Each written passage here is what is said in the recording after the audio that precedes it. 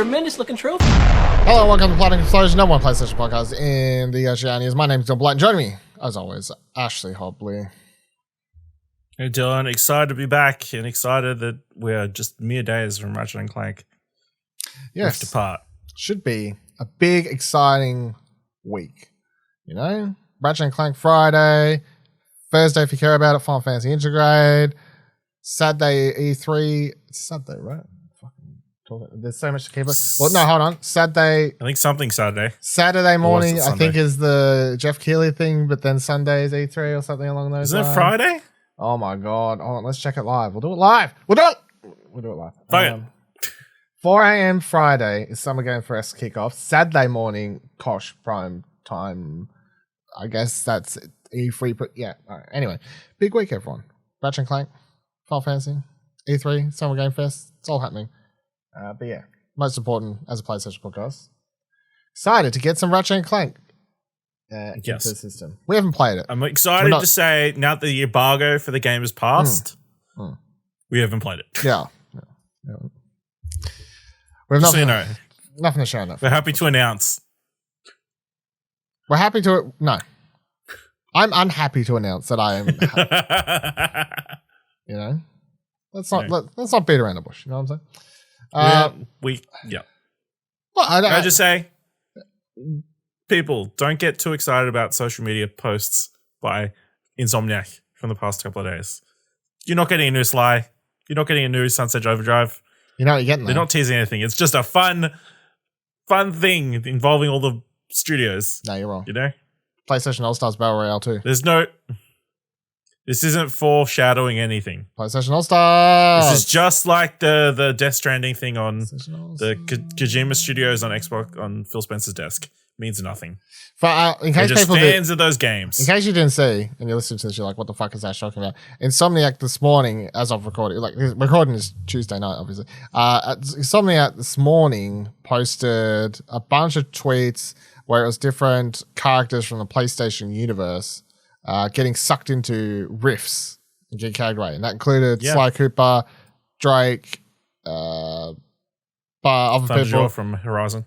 Yeah, and then also the character from Sunset Overdrive, which is weird because we don't know that's part of the PlayStation universe so far, but maybe. And the other thing was the mascot account for that character tweeted out for the first time since the game, since 2018. I mean, there's been smoke. It doesn't mean anything.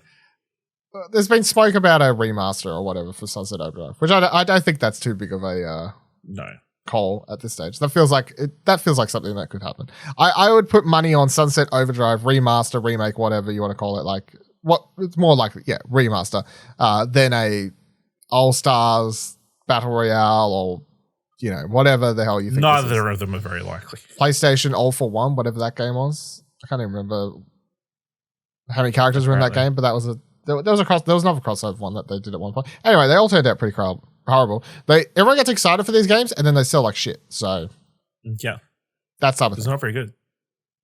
All Stars was alright. It was like a solid 6.5. That's not what you want though. No, but I mean it wasn't. It was a shitty Smash Bros. So it is what it is. Trophy cabinet. Couple this week. Snubs though. Why wasn't there? No Kratos. Oh yeah, no Kratos. Why was there was? What did they add? No, they didn't. What's the motorcycle guy? I thought they added these people. No, I don't think so. I didn't see any. Okay. Trophy cabinet this week. Bronze trophy. God award delays. I don't know. We'll talk about that. And of course, platinum is for Ratchet and Clank. Rift apart. It's out as we said Friday. There you go. So talk about a couple games quickly. Firstly, we've just me and Ash streamed twitch.tv/Explosion. We did a playthrough or two playthroughs again because we already played it on PC for Operation Tango. So we talked about this a little bit on Arcade Couch because we played it on PC. Did a review for it. I gave it a 7.5. Ash liked it too. We all like it.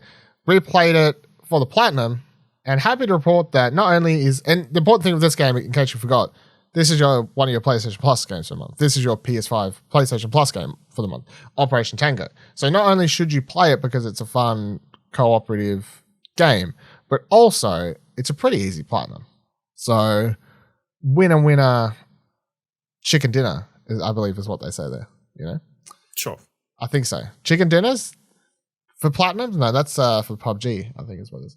But yeah, to get the plat, so we had the record there for about 10 minutes on PSN profiles. Yeah. Let's do a live check on that, actually. I did check last night, but let's just do another live check now. We had the record for the fastest time to earn. We're down to 3 and 4. Are you fucking kidding me? Come on, man. No. Are you kidding me? Like, how are these people? No, I know they are because if you could have just learned how to play Mastermind as a kid, we would have gotten through this game much quicker. That's true. We are knocked down to 3 and 4. All right, look, we're in the top 5. We're the top 5 fastest people to get platinum in this game. The bottom of this leaderboard, so of course it only includes the top 50, but the 50th people ranked have taken 7 hours 20 minutes, and they're in the top 50. We took 4 hours 40 minutes. So I'm going to say, and as I said in my trophy guide, I believe I put it at 6 to 8 hours is what I'm assuming most people have. I think we did it a lot faster because A, we were skipping cutscenes because we already played the game, and B, we knew how to do a lot of the puzzles and stuff because we already played the game. So obviously that sped up the process. We didn't know how to do all the puzzles, but the game did fuck us once, remember? That we had to replay a fair section, so we could have done it even faster. I reckon we could have got it under 4 hours if certain things had lined up and I wasn't terrible at one puzzle. Yeah. But I reckon if you could do it under 4 hours. I reckon you could do it in 3 hours something to plat. But for most people, it's going to take 6 hours, 6 to 8 hours, especially if you're playing it for the first time. But yeah, there's a trophy guide up on the website, explosionnetwork.com. The link will be in the description for that. Mostly, it helps you get some of the miscellaneous ones that you won't be able to get your head around. But the majority of the trophy list is simply there's one trophy for each of the 6 levels for both characters. So there's 12 trophies. And then there's like a trophy for beating all the levels as each character. So there's 2 more. There's a gold for beating it as both characters of one. And then each character also has a trophy associated for reaching the bomb in the last level. And that's on top of beating that level. Anyway, so like there's a fuck ton of trophies just for playing the game. But yeah, you have to play it twice, once with each character. It's not boring because playing each level feels completely different than when you played it as other characters. So it's not like, oh no, I have to replay it. Boring, real similar. Not at all the same. So anyway, it was a fun plat, don't you reckon? Yeah, it was good. We had a good time. You watch the stream on VOD probably. If you want to see us struggle and whatever else. Twitch.tv/Explosion Network. Yeah, it's just. And then my other quick plat trophy update was I woke up this morning, checked Twitter, the Biomutant Twitter to see if, because it was Tuesday morning, so I'm like, it's a Monday. American has that update for Biomutant been pushed out yet? And it had.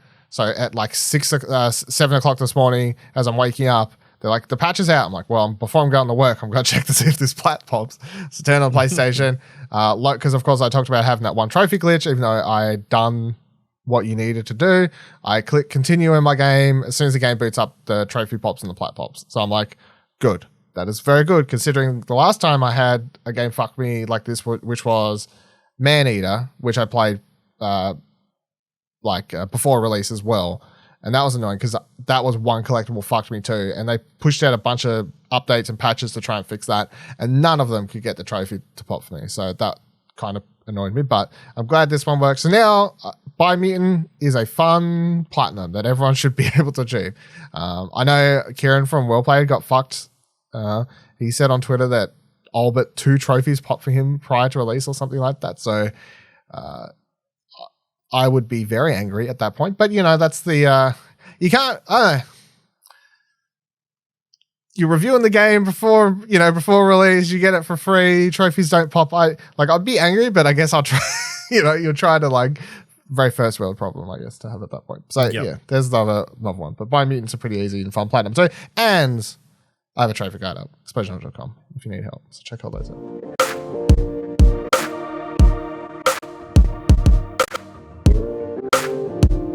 All right, let's get into the news for this week. Firstly, quick PSA ahead of Final Fantasy VII Remake Intergrade's release tomorrow. Comes out Thursday.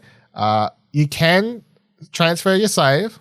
However, before anyone chucks a kerfuffle, and I'm sure they will, get used to this at this point, and maybe some of you are used to it at this point. But if you want to transfer your save, you have to do what we've talked about previously, which is you have to re-download the game, you have to reinstall the game, depending on disc or digital, whatever you got. You then have to download your saves from the cloud if you deleted them. You then have to start the game. You have to go to the main menu option that says transfer save to the PS5 copy of the game or whatever. And then you can, in the PS5 version, from the main menu, download the save and you can go from there. Whether or not it auto pops all the trophies you got, I don't know, obviously. That's what I was about to ask. Yeah, I don't know. And I'm going to assume yes, because all the other games like this have. So I'm gonna say yes from experience, but of course I don't have it, so I can't tell you.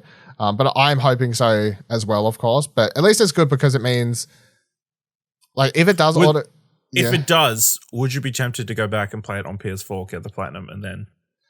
No, fuck way. There's no way that would ever happen. Because you have to replay the game on hard for one of the trophies. Oh, yeah. Yeah, which I don't even know if I want to do, let alone have the time to replay the entire game on PS4 on hard before playing on PS4. I have zero plans to replay it. I'm keen to, like, maybe boot it up just to see, like, the graphical differences. And, like, I've seen pictures online already. They're sharing pictures of... People have been sharing pictures of doors that looked really fucked in the original, you know, like the really low quality pixelated doors that now look actually pretty good in the PS5 version. So that's good. Improved doors. Improved doors. It's a real selling point, yeah. So, of course, there's just going to... There's on the box. There's a bunch of little details, graphical updates. But then, of course, the main thing, the reason you're getting is to play the DLC, which the trophies are. Do you need the save file to play Intergrade? I don't believe you would, because I'm presuming it's like a separate new game or something like that, because you're playing as a completely different character and everything. So I don't think you will or should need it. I'll say that there's 2 chapters in that DLC. I don't think that's a spoiler to say, because I looked at the trophy list. There was something in the trophy list that did spoil something, like it was a location from the original game. I'm like, oh, well, we haven't been there in the remake so far, so there's a new location, and I haven't seen it shown in any of the trailers. So stay away from the trophies if you don't want to be spoiled for something. But yeah, there's 2 chapters as per the trophy list. What that means, I don't know. And there was 1 trophy for beating a boss, which I presume is the last boss of the DLC, and there's something else for, like, collecting a bunch of cards, and there's something about buying materia or something. So yeah, there's a couple trophies there to 100% DLC if that's interested you. But if you want to copy your save overhead, if you've got to re-download the game and you're listening to this, maybe do that, because of course it's quite large. If you have to reinstall the game, do that. I'm going to do it tonight, in case I want that save file, I guess. But yeah. All right, getting to some actual news. Firstly, PlayStation blog posted up a thing about Team Asobi saying, introducing Team Asobi creators of the Astrobot series. And this is notable because of reasons. So today they write, Nicholas Doucette, Studio Director and Creative Director at Team Asobi, wrote, "Hi everyone, we hope you're doing well and keeping healthy. Today we have colourful news coming to you from Team Asobi, the Tokyo-based PlayStation studio responsible for Astrobot series. Following the release of Astro's Playroom for PlayStation 5, Team Asobi is now spreading its wings and growing bigger. This is a very exciting time for the team, and we are very much looking forward to this next chapter. We wanted to take this chance to thank all of you, the PlayStation fans, for your kind words of support over the years, especially since Astro made its big debut on PlayStation 5 alongside the DualSense wireless controller. While we are growing and challenging bigger things, our mission at heart remains the same as ever: bring you PlayStation magic, innovation, and put smiles on the faces with fun, colourful games for all colours. To go alongside this news, we're proud to show our new logo, which you can see on our future productions. We took inspiration from what Team Asobi means to us. Some of the old-timers might recognise other influences from the PlayStation early days as well. And the new logo is a very colourful picture. I quite like it. How would you rate the logo, Ash, there? Give it a 2 thumbs 10, up, or I guess. We got thumbs? 2 thumbs up. Okay, yeah. Thumbs. Yeah. So video people, you can see it currently. If you're watching the video version, got up on screen, but it's very colourful, very bright. Of course, you got the O is the Astrobot O and whatever else. It looks. I think it looks way better than the old logo, which was kind of stale and robotic. Which I know that was creating games with robots, but there you go. I think this is a lot cooler. And the most exciting news about this, of course, which is reading between the lines of the post, which is that Team Asobi is, to use wrestling terms, being pushed, is what it seems. Like, if you want to, like the fact they're getting a blog post, the fact they say we're building towards bigger things. There was another story from, I can't remember where it was, that was very much confirming that they're hiring for more people. PlayStation's now pushing this studio, and rightfully so, because it's how many months since the PS5 release, and I can guarantee if you ask most people, like, what's the best PS5 game? A bunch of people are still going to go, Astro? You know, like, which says a lot for a game that's a free packaging, like literally on the console packaging, compared to, you know, Spider-Man and Demon Souls and whatever else is out that I've forgotten about. Stuff that everyone else. It's one of the best packed in games ever. Yeah. It's like that and Wii Sports. Yeah, I don't like. I'm sure people would fight you if you said it's better than Wii Sports, but better than Wii Bowling. But otherwise, I don't think anyone would argue it's one of the best packaging games, surely.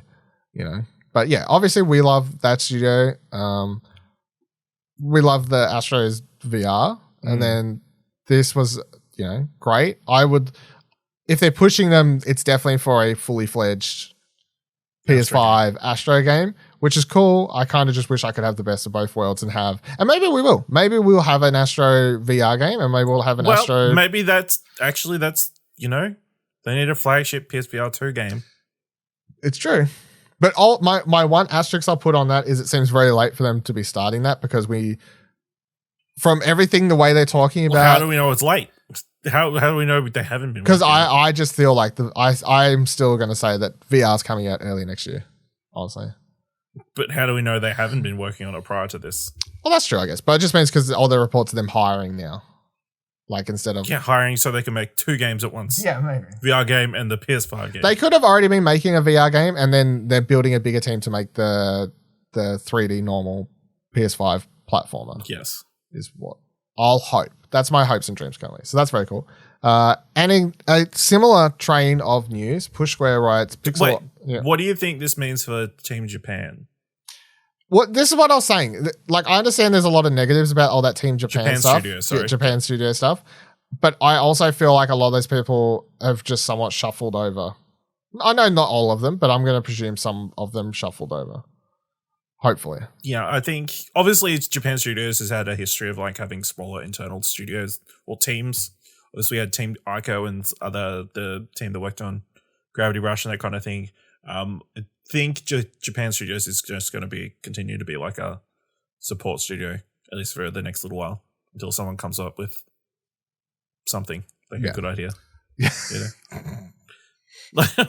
It's like a bad way of saying it, but like a cool pitch that warrants. Yeah, they're putting a team together. Yeah, I understand. I know we've talked about it before, but I understand like all the negative, like, you know, people losing jobs, studio closing, all that sort of stuff. But at the same time, if it very much to me, and I think that's what I was saying at the time, it's like Japan Studios, like old guard, hasn't felt fresh for a while, struggles to put out games. They've had a bunch of great games, of course. No one argues about that. But then you look at something like Team Asobi, and it was always like, they've been doing really cool and interesting stuff. So why don't they get the more resources and stuff? And that's kind of what's happening. So yeah. It's like, I can't really complain. If that's the thing, it's like, well, we're closing one or like downsizing one and we'll move people over to push Team Asobi or whatever. It's like, well, like, you know, like that's the business part, I guess. I don't know, you know. Or it could just be making sure you keep them around, you know. Yeah. You want to keep that team going. Don't give them any reason to move off and start their own studio somewhere else. Yeah. And Nicholas Doucette or whatever got promoted recently as well. Like, so he's moving up. So he's creative director and stuff, Yeah. So. Studio head, Yeah. So talking about another studio I really like, that's getting some good news. Pixel Opus, Push Square writes Pixel Opus hiring for PS5 exclusive in collaboration with Sony Pictures Animation. Yesterday's PlayStation blog post on the future of Sony's first-party studios has sort of opened the floodgates a little for those in the earlier stages of development. Days Gone developer Ben Studio confirms working on new IP. Side note on that quickly, they said that like a couple weeks prior to this, but I don't know why that was news. But anyway, Team Asobi was officially introduced as an internal team, just discussed that. And now Concrete Genie maker Pixel Opus has revealed it will be collaborating with Sony Pictures Animation for a new PS5 title. The news was confirmed via job listing, looking for a principal graphics programmer, which also makes mention of new Unreal Engine 5. Remember that thing when they revealed it and it was fancy and it looked real pretty? Pixel Opus also advertised a position on Twitter posting, quote, "We are hard at work on an exciting new PlayStation 5 title and continuing to grow. Come and join us on this unique project with hashtag PlayStation Studios." End quote. It sounds like the project is in early stages of development, but it's exciting nonetheless to know the team is cooking something up alongside Sony Pictures Animation.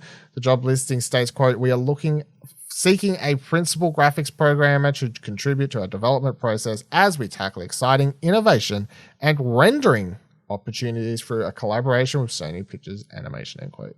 So obviously there's not much too much to talk about here other than how cool, considering like Concrete Genie, love that game, obviously, I gave it a 10.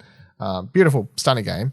Very much, you could tell, influenced by, animation, cartoons, this sort of thing, from the art style to the way they told the story and all these sorts of things. So, like them teaming up Sony Pictures Animation, what do you think that actually even means? Like, are they adapting something, or what? You've got a theory? I can tell by face. Super excited for them to be making the Hotel Transylvania Transformania tie-in game. Why'd you have to ruin all my hopes and dreams and excitement about a Pixel Opus game? Come on now. Listen, I'm really excited that they're finally going to adapt the Emoji Movie into a video game. Better? Worse? I think it's worse, to be honest. I don't. Well, it's undoubtedly worse. Even I feel like that's undoubtedly the worst. But no, what do you think of this? Is this exciting or? Yeah, I mean it's interesting that they're working together closely. Yeah, I don't know how to feel about it. It's kind of an odd one because obviously the last game you can think of that was very tied closely together with a movie was Ratchet and Clank, which was not a very good movie, though it was a very good video game. So let me throw this out and ask you: can they make, and would it be a good idea to make a Into the Spider-Verse game? Yes, I was about to say. Like, you don't really want to do Miles' story again, I feel like, but all those other Spider people. I was about to say, you've got so many Spider people, you could have multiple Spider people to play as even. Or if they can play just a Spider-Ham the entire time. Yeah, I was about to say. Honestly, though, I know this sounds like we're sort of just throwing shit out of ours, but I don't think this is as crazy as it may sound, Like Spider-Man for Sony is on the game side is currently like fucking huge. On both sides. And on the movie side is obviously quite huge. So I really don't see how this might not be a possibility. Like, or else it's like, why are they teaming up? Like when they say we're teaming up Sony Pictures Studio, Sony Animation, I just feel like there's no reason to say that or make that an integral part of the development process unless it's because they're working on an actual IP property or whatever. You know what I mean? Like, I just don't feel like this is a new IP. I feel like this has to be something, and Spider-Man is honestly what makes the most sense. And Into the Spider-Verse, when's the next movie come out? Was it 23? October 2022. It is 2022. So, I don't know, like, maybe they've already been working on the game. They only just announced it, of course. Maybe they're currently stepping up the process. Maybe they're going to try and get this out like a year after the movie. Maybe they don't really care if it ties up with the movie. That's obviously another option that's easy to forget about. But yeah, I don't know. Either way, I'm excited because I love Concrete Genie, so I'm keen either way. All right, next one. Eurogamer writes, God of War Ragnarok delayed into next year, now confirmed for release on PS4.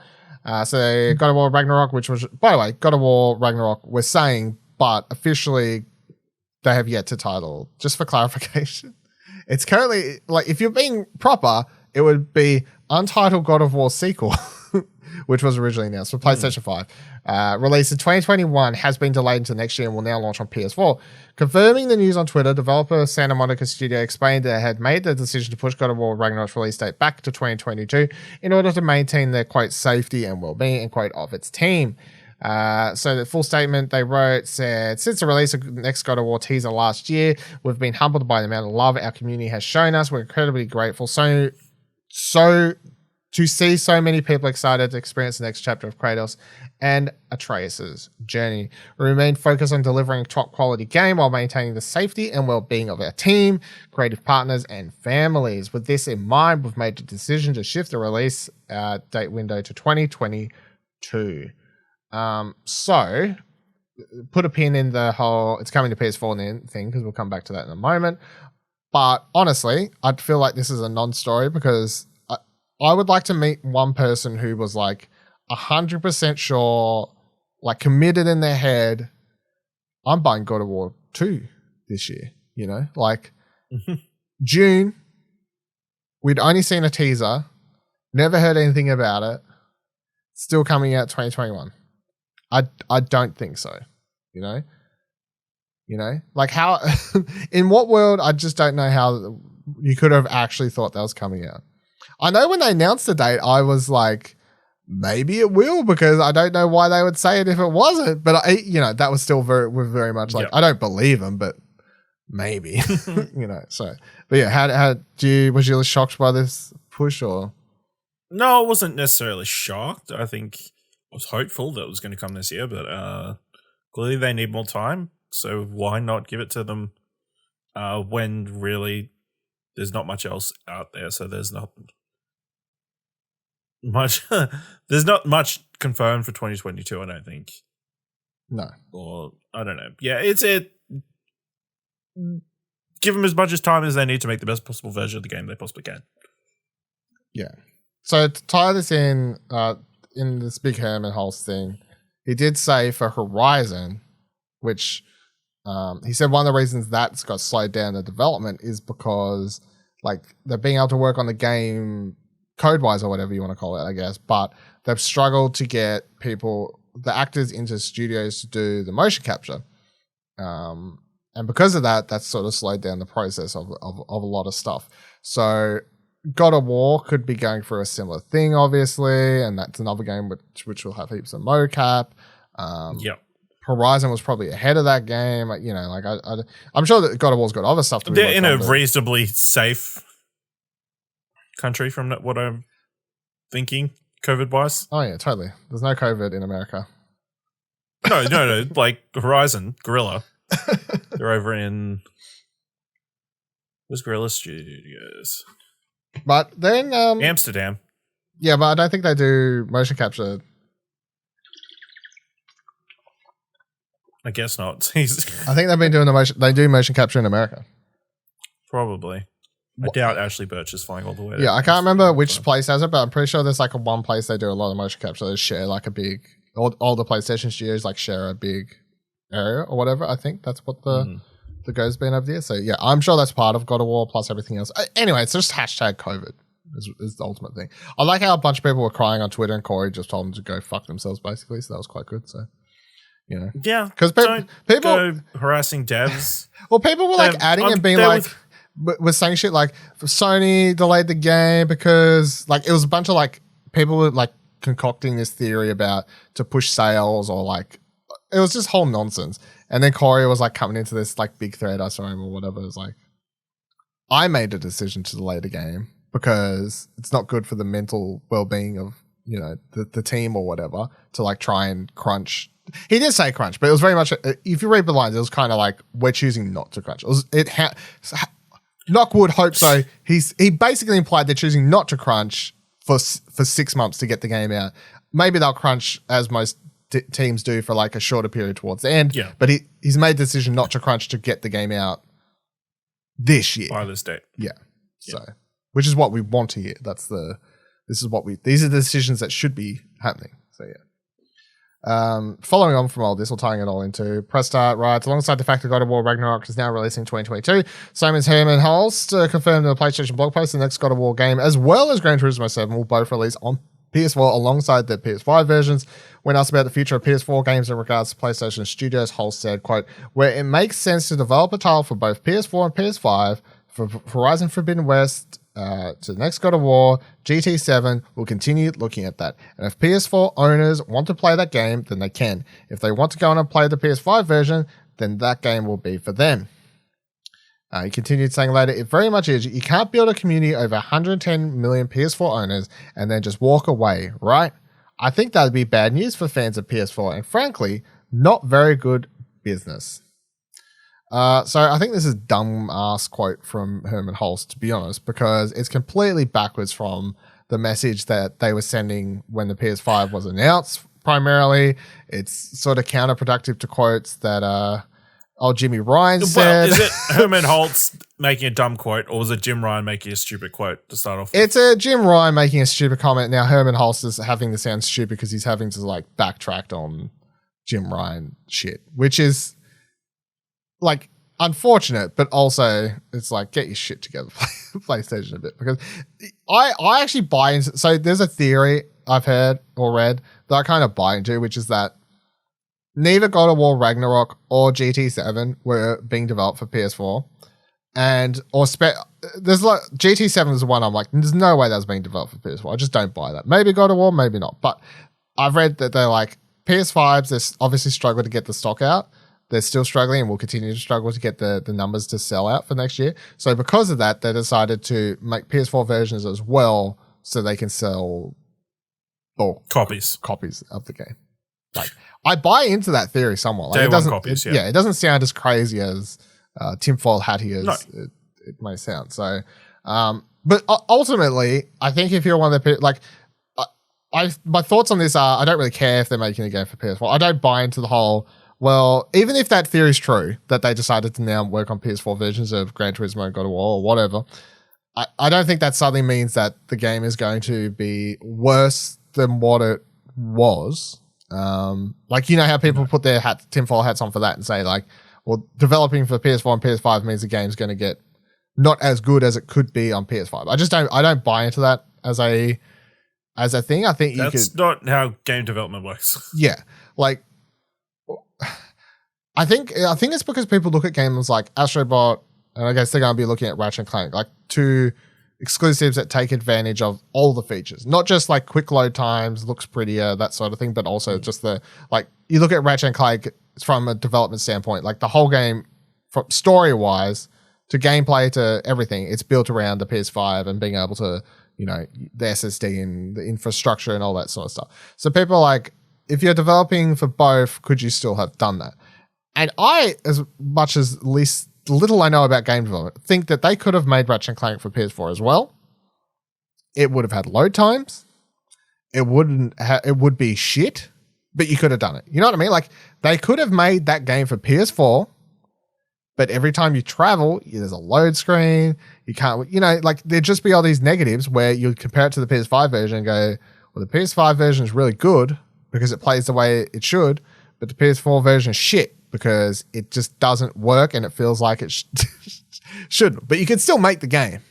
So I would expect if they're now making GT7 on PS4 as well as PS5, I fully expect it to come out and it'll be very much a case of it runs really well on PS5. It looks really pretty. Load screens are down. Because Will's complaining briefly at one point. I was saying, like, last time I played a Gran Turismo, load times go forever. It felt like minutes between screens.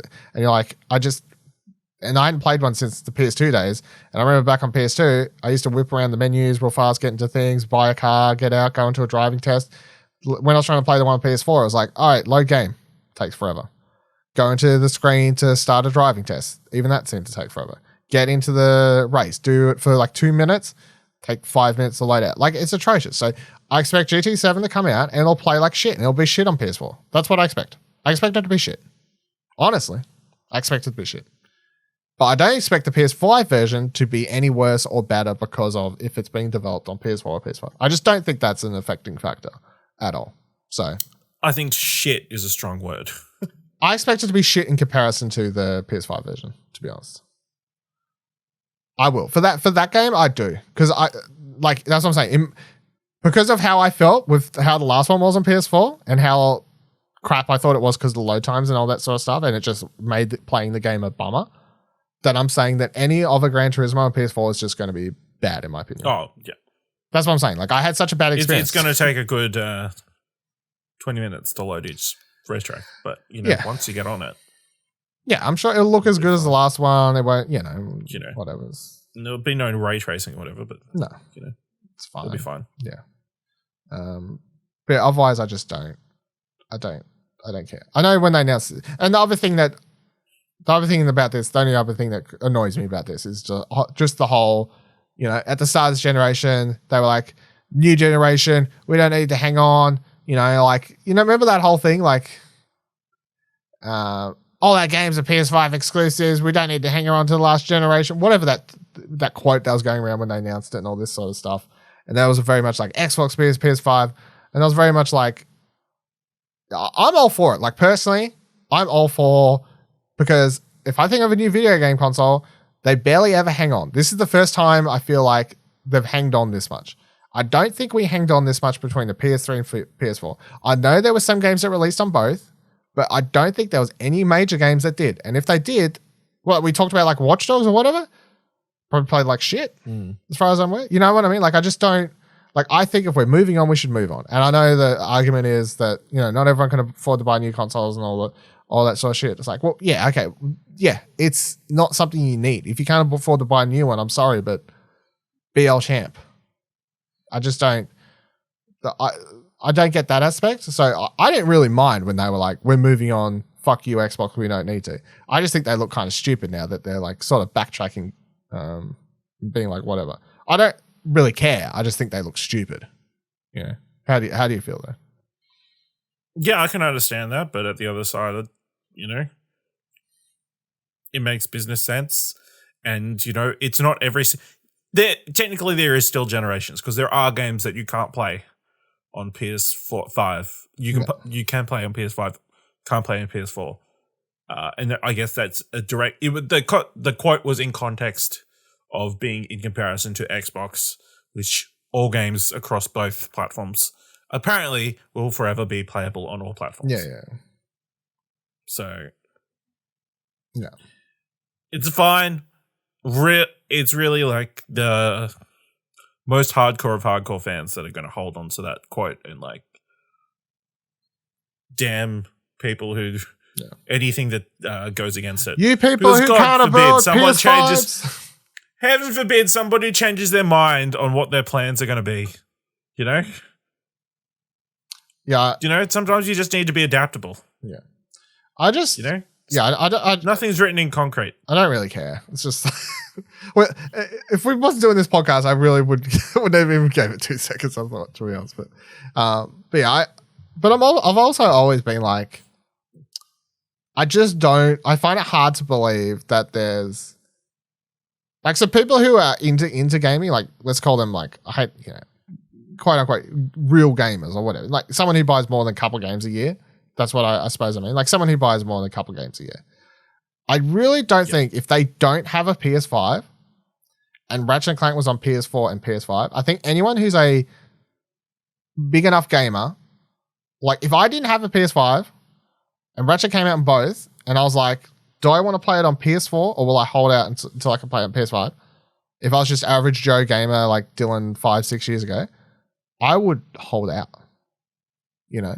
Like, I wouldn't play it on PS4 probably. I would go, you know what? I'm still trying to get a PS5. I'm just going to wait. And there has to be other people that would have that same, you know what I mean? Though? Like, I just don't believe that everyone who doesn't own a PS5 is automatically going to buy God of War on PS4. And I guess I mean primarily the people who don't have a PS5 because it's out of their control. You know, like not the people who are choosing not to upgrade, but the people who would like to upgrade, but they can't because of stock reasons. I just don't think those people, if they can't get one for stock reasons, are going to buy God of War on PS4 instead of just wait until they can get their PS5. I think they would wait because that's what I would do if I was waiting for stock. I would wait. What would you do? Would you buy it? You're on the hunt. If I didn't have a PS5? No, but you're on the hunt. You're trying to get one. Like you're not. Like you want one. You'll buy one. You would buy one if you saw one. You just can't get one currently. If I had the money and I knew I could like potentially pick it up any single day, probably wait. If I knew I wasn't going to get from one for a while, I would probably cave like Kieran does all the time and pick it up. Yeah. Because I know I did that for between the PS3 and PS4. Some of the cross-generational. No, PS2 and PS3, sorry. PS2 and PS3. Where I didn't get my PS3 until like, whatever it was, 6 to 9 months after it came out, when it was like not $1,000. When it was what games were on PS3 but also on PS2? Like I wanted like Tony Hawk's and stuff like that. A couple other things I can't remember what. Need for Speed, I wanted as well.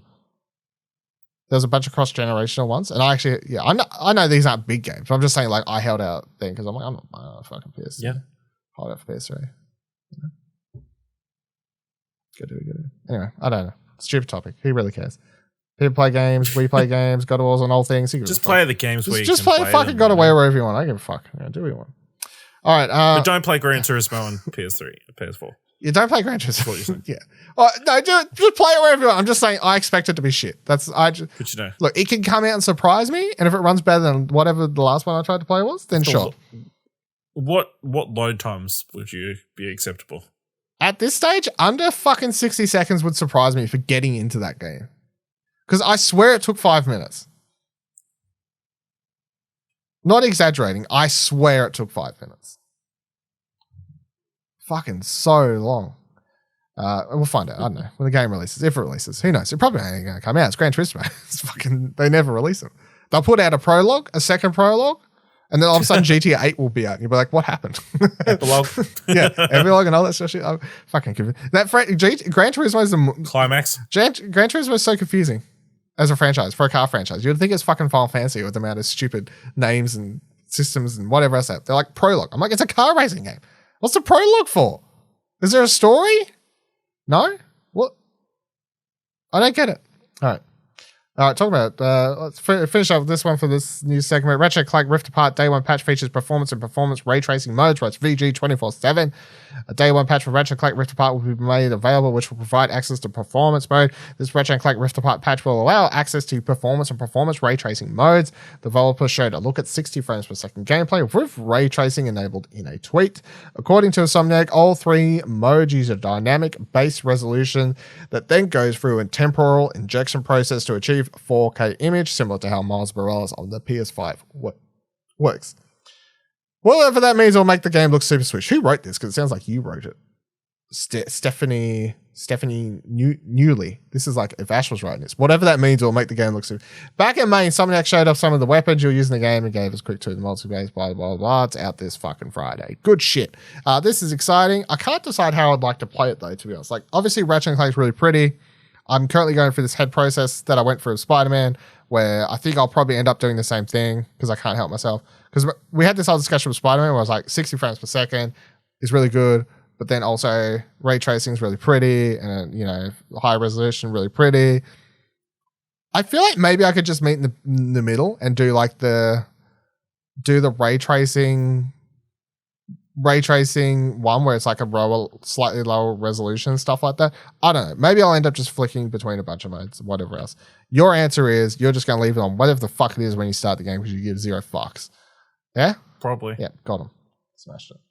But this is good. I love how they keep adding this stuff. I love how Insomniac is obviously sort of I feel like they're mastering the well, I feel like several PlayStation studios, but I like how PlayStation studios are tinkering, even if they're sending out updates for old games and whatever else. They're really figuring out how to use the PS5 infrastructure. I like how we're not just getting stuck at this thing of you can play it with ray tracing at 30 frames per second, or you can play it at 60 frames. Like, I like how we're getting all these different resolutions and modes and options and whatever else, but it's not as confusing as PC gaming, because that's what turns console. Like, obviously, a lot of console gamers don't like PC games because they don't like all the options. Changing between three visual settings that clearly state the differences is nowhere near as complicated as changing like FOV sliders and fucking all these different million settings that you're like, what's this do? Oh, if I change this one to medium, I get 15 more frames than on high, you know, like all this fucking garbage that you have to deal with on PC. So very good, very good. No, just give us two options, you know? Yeah, what's that? Whatever the two are.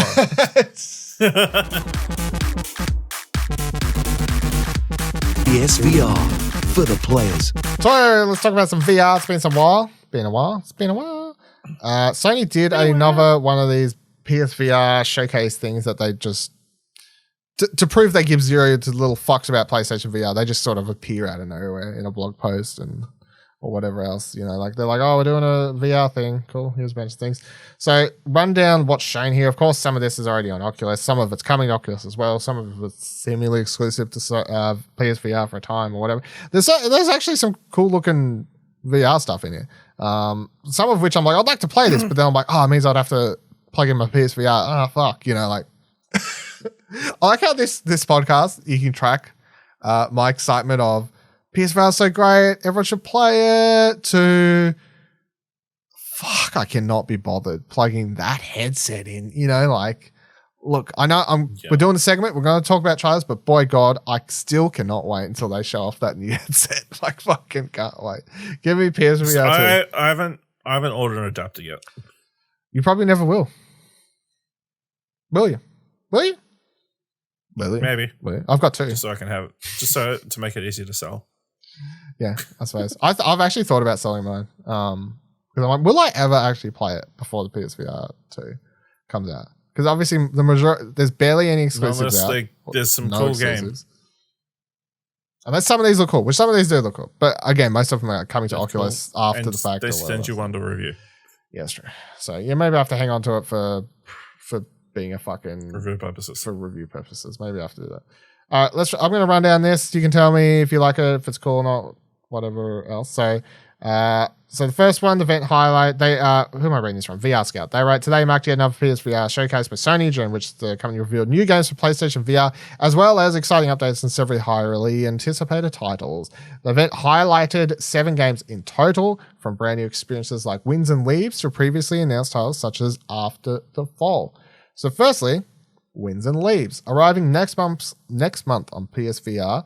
Winds and Leaves offers a breath of fresh air from the mountain of VR shooters available on VR headsets. Brought to us by developer Trebuchet? Yeah, one of those. This is a relaxing terraforming adventure tasks you with restoring life to a barren or wasteland in an effort to prevent an upcoming cataclysm.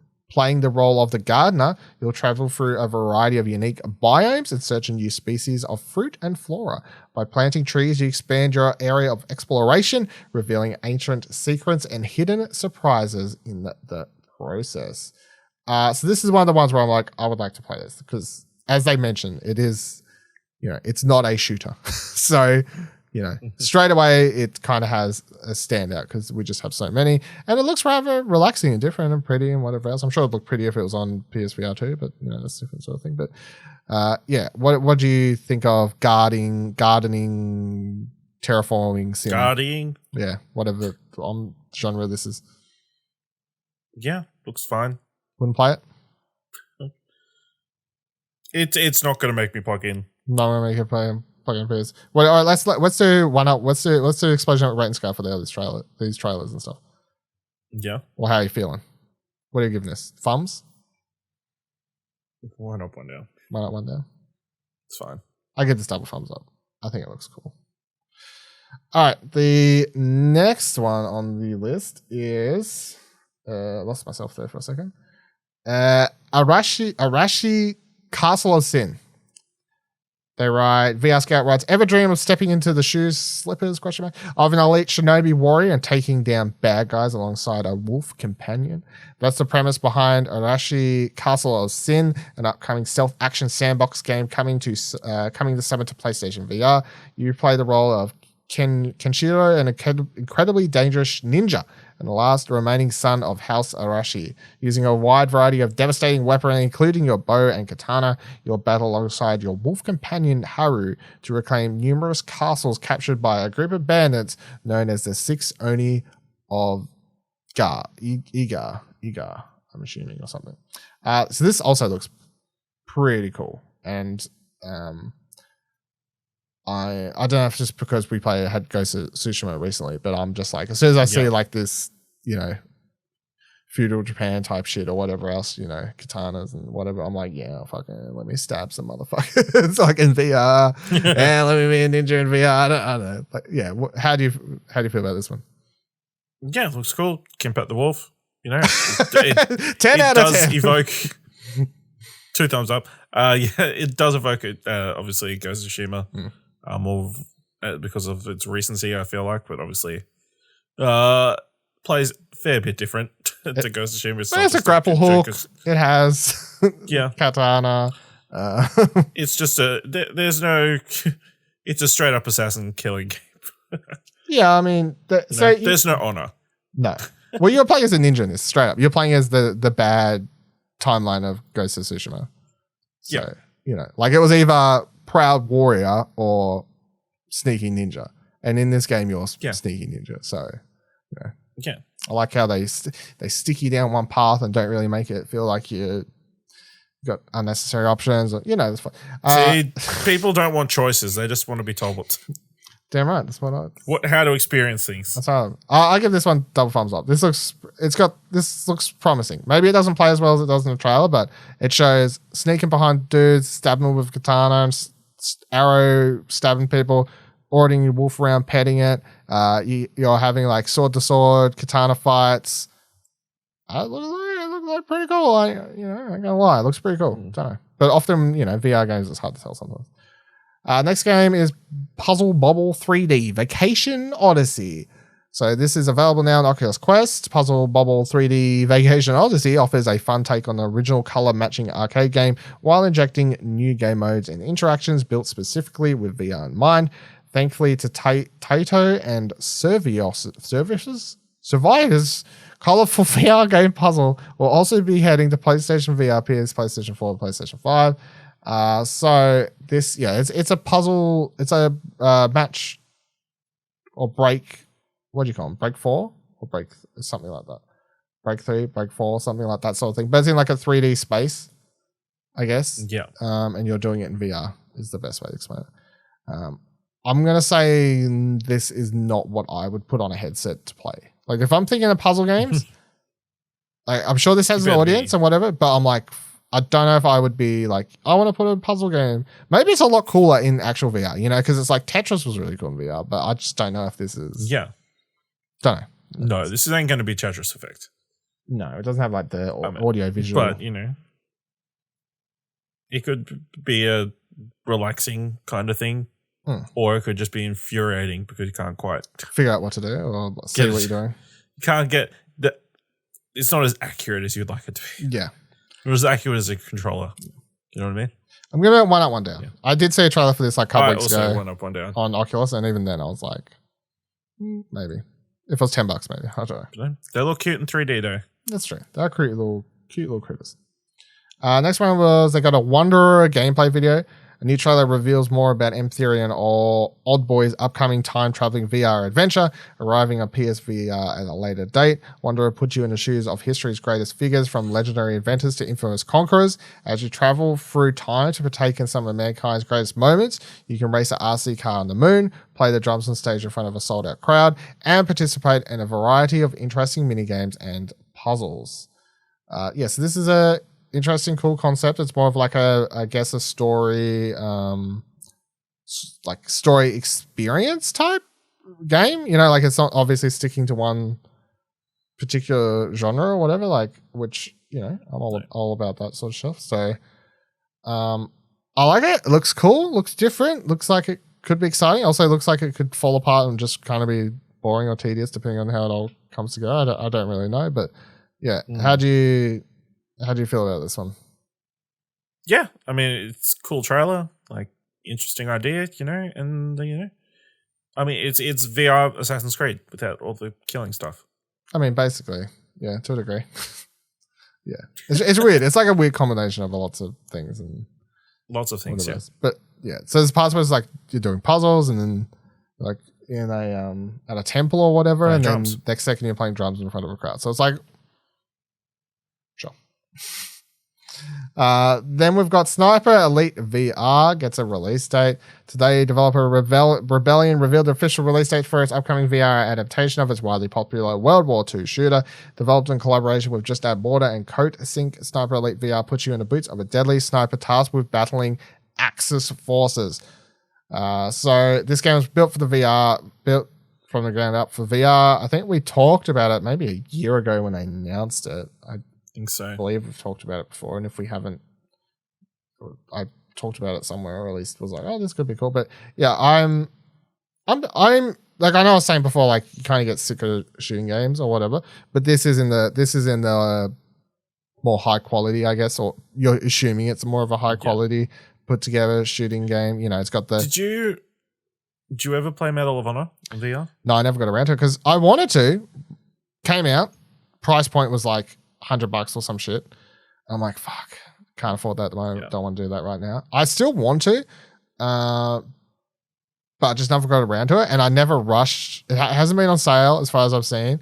And then also I didn't feel like I should pay the $100 because it's like the reviews weren't bad, but they were like, it's okay. I was like, well, if it's only okay, I'm not going to, like, maybe I would have loved it. You know, I'm not to say always trust the Metacritic, you know, like that sort of thing. But also if the Metacritic, trust our reviews. Yeah, trust our reviews. But also, you know what I mean? Like if a Metacritic's average, you're like, I don't want to spend $100, you know? Yeah. So. But yeah, this is a little bit different, I guess, because it's following the sniper formula in VR, which is, you know, if you've ever played one of these sniper games, primarily the game's levels are you either sneak through an area, like shoot for an area or whatever, and you get to a point where you got to like set up and take down targets or target from a, you know, sniper. You got sniper. So. You're sniper? You got snipe in the sniper game, yeah. But, yeah. Sniping in VR is cool though. Like whenever I've played like any VR game where you're sniping, I always find it just really cool because I find it crazy. You know, there's lots of crazy cool things about VR, but I always found it like kind of crazy that holding like the scope over your eye and it legit feels like you're, you know, it's just one of those weird VR things where it just legit feels weird and cool that you could. I don't know, hard to explain, but. Next one was new After the Fall details. So, received a closer look at the enemies and combat in video games. Highly anticipated co-op zombie shooter After the Fall. Set 20 years after the fall of Los Angeles, this fast-paced and terrifying VR shooter lets you team up with 3 other players as you fight through a frost-covered, post-apocalyptic city crawling with one human creature referred to as Snowbreed. As a harvest runner, it's up to you and your team to venture into the most dangerous parts of this once great city in search of valuable resources to help various human settlements struggling to survive. So as far as like zombie VR things go, it looks fine. I mean, I'm kind of getting sick of zombie shooters at this point. I know. That's what people have been saying for the last 20 years. Yeah, I know.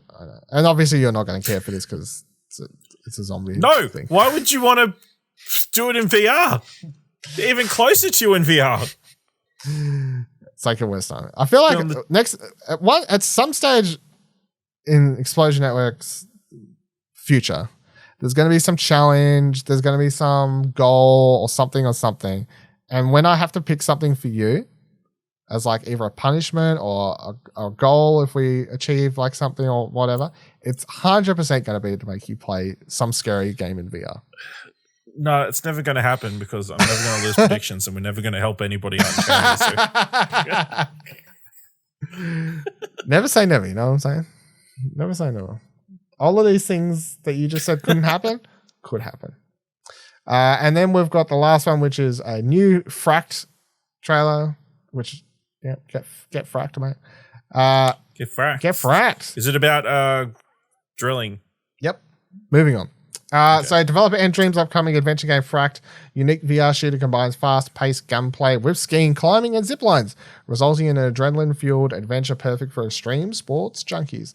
The latest trailer highlights the freedom of movement players can expect to enjoy, as well as several pieces of weaponry such as the shotgun, pistol, SMG. We also catch a glimpse of at the blaster, an especially tough enemy in a surprisingly trendy jacket. It's basically an action movie simulator where you play as the hero. What do you think of this one? Yeah, it looks like it will make me throw up. Yeah, but yeah, it looks interesting. I mean, like, it's another shooter thing, but it's also like different enough, I guess. Like, it's got a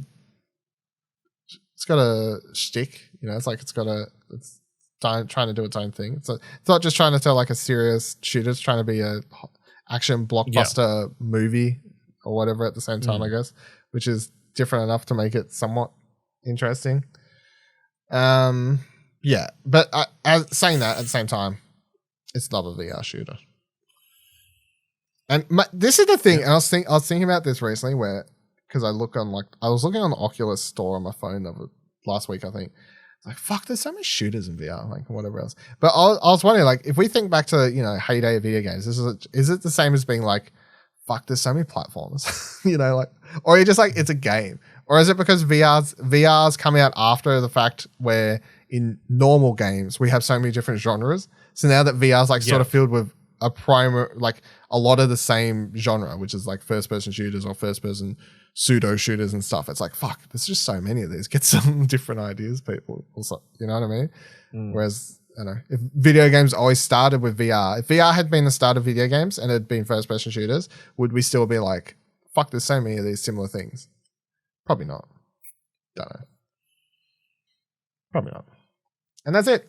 That's all the games from the thing. So pretty good showing there. I think we forgot to rate the last couple, but it's fine. It's fine. It's not necessary. And that'll do it for this week's episode of Platinum Explosion. Of course, enjoy playing Ratchet and Clank. It's out this Friday. I'm sure we'll be talking about it more next week and whatever else. That's exciting. E3 is coming up. Make sure you listen to Arcade Couch this week. We'll be talking about some of the things. And then there'll be a couple... Thank God we don't have to talk about it here on Platinum Explosion. Because there's no fucking PlayStation thing. So, you know, rip. So there'll be a regular episode of Arcade Couch on Monday, and then look out for a couple bonus episodes. We're thinking 2 over the next couple days to pick up some of the major conferences. But yeah, just make sure you subscribe to Arcade Couch. And if PlayStation announce a random state of play during the E3 period or something like that, then of course, you know, we'll probably do a bonus.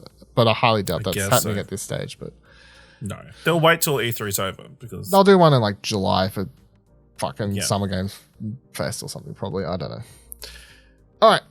You can let us know any comments, questions, or concerns you've had about this week's episode, any of the VR games you like or anything like that. Let me know what you're thinking of Ratchet and Clank when you're playing it on Friday. You can do all that by heading to our Twitters, explosion.com/Twitter. You can do that by heading to our Discord, explosion.com/Discord.